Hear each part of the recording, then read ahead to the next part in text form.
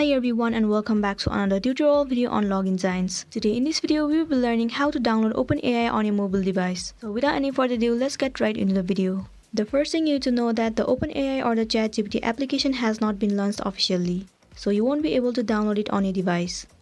But what you can do is create a shortcut or add the site to your home screen.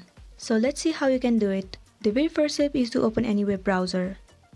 In the search bar, search for chat.openai.com.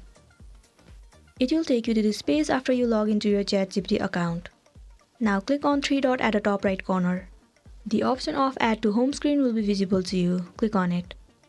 Now set the name for this site.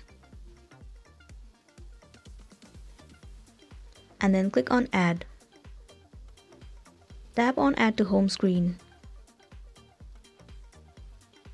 Now the shortcut of OpenAI has been added to your home screen successfully. You can see that it has set similar to the application. If you click on it, it will directly lead you to your ChatGPT site. So this is it, and I hope you're gonna find this video useful. If it does, please make sure to give thumbs up and subscribe to our channel.